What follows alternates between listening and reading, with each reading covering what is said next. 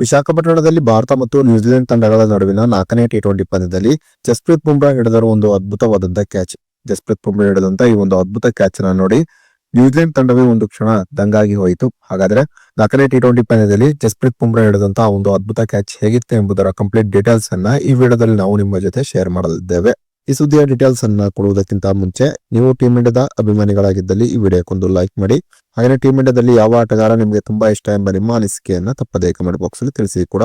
ಭಾರತ ಮತ್ತು ನ್ಯೂಜಿಲೆಂಡ್ ತಂಡಗಳ ನಡುವಿನ 4ನೇ ಟಿ20 ಪಂದ್ಯದಲ್ಲಿ ಟಾಸ್ ಅನ್ನ ಗೆದ್ದಂತ ಭಾರತ ಮೊದಲು ಫೀಲ್ಡಿಂಗ್ ಅನ್ನ ಆಯ್ಕೆ ಮಾಡಿಕೊಂಡಿತ್ತು. ಇನ್ನು ಟಾಸ್ ಸೋತು ಮೊದಲು ಬ್ಯಾಟಿಂಗ್ ಇಳಿದಂತಹ ನ್ಯೂಜಿಲೆಂಡ್ ತಂಡ 4ನೇ ಟಿ20 ಪಂದ್ಯದಲ್ಲಿ ಒಂದು ಭರ್ಜರಿಯಾದಂತಹ ಆರಂಭವನ್ನೇ ಪಡೆಯಿತು.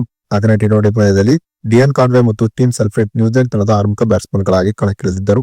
ಇವರಿಬ್ಬರು 4ನೇ ಟಿ20 ಪಂದ್ಯದಲ್ಲಿ ಒಂದು ಅಬ್ಬರವಾದಂತಹ ಆರಂಭವನ್ನು ನ್ಯೂಜಿಲೆಂಡ್ ತಂಡಕ್ಕೆ ನೀಡಿದರು. ನ್ಯೂಜಿಲೆಂಡ್ ತಂಡ 4ನೇ ಟಿ20 ಪಂದ್ಯದಲ್ಲಿ ಕೇವಲ 8 ಓವರ್ನಲ್ಲಿ 100 ರನ್ ಅನ್ನು ಹೊಡೆದಿತ್ತು.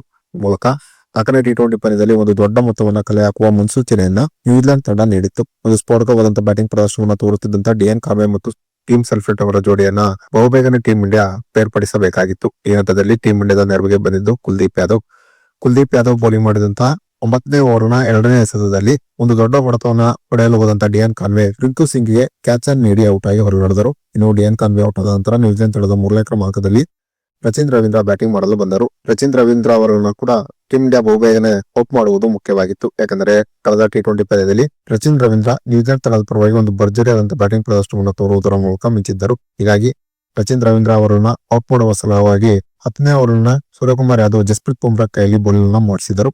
ಇನ್ನು ಜಸ್ಪ್ರೀತ್ ಬುಮ್ರಾ ಬೌಲಿಂಗ್ ಮಾಡಿದಂತ 10ನೇ ಓವರ್ನ ಮೊದಲ ಎಸೆತದಲ್ಲಿಯೇ ರಚಿನ್ ರವೀಂದ್ರ ನೀಡಿದಂತಹ ಒಂದು ಕಟ್ನ ಕ್ಯಾಚ್ ಅನ್ನ ತಮ್ಮದೇ ಬೌಲಿಂಗ್ ನಲ್ಲಿ ಜಸ್ಪ್ರೀತ್ ಬುಮ್ರಾ ಹಿಡಿಯುವುದರ ಮೂಲಕ ಎಲ್ಲರ ಗಮನವನ್ನ ಕೂಡ ಸೆಳೆದರು. ಜಸ್ಪ್ರೀತ್ ಬುಮ್ರಾ ಹಿಡಿದಂತ ಈ ಒಂದು ಅದ್ಭುತ ಕ್ಯಾಚ್ ಅನ್ನು ನೋಡಿ ಸ್ಟೇಡಿಯಂ ನಲ್ಲಿದ್ದಂತ ಪ್ರೇಕ್ಷಕರು ನಿಜಕ್ಕೂ ಕೂಡ ಹುಚ್ಚೆದ್ದು ಕುಣಿದರು ಅಂತಾನೆ ಹೇಳಬಹುದಾಗಿದೆ.